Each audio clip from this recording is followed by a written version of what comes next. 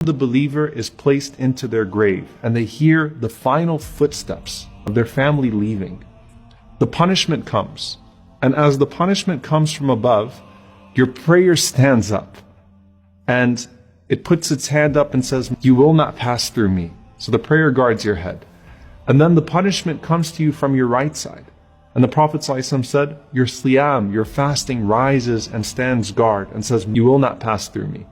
And then to his left, his zakah stands and says, "Ma qibali madkhal," you will not pass through me. And then at his feet, his goodness towards his family and then his community, his voluntary charity, his truthfulness, his honesty, all of those things stand guard at the bottom and say, "Ma qibali madkhal," you will not pass through me. And then it's said to him, "Sit up," and he sits up. First you have to answer our questions. Who is your Lord? What is your religion? Man nabiyyuk?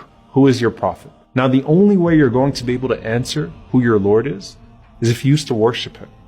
And the only way you're going to be able to answer what your religion is if you actually used to practice it. And the only way you're going to be able to answer who your prophet is, sallallahu alaihi wasallam, is if you used to actually follow him.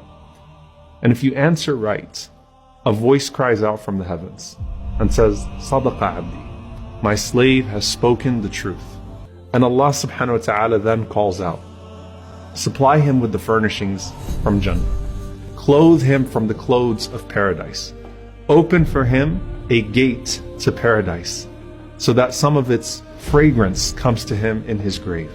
And then his grave is expanded for him as far as his eye can see.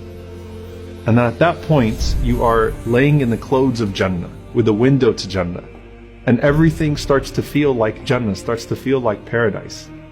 This visitor comes to you, and this visitor has this beautiful face, has these fine clothes, and has this pleasant scent. And he says to you, glad tidings of that which will bring you happiness. This is your day, which you were promised.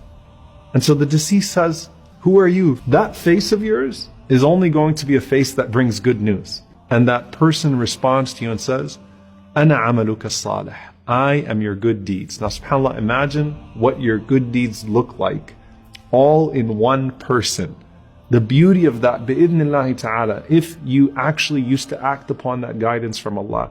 What does your Quran, your prayer, your fasting, your charity all look like in the form of one person saying to you, I am your good deeds and I'm here to give you good news.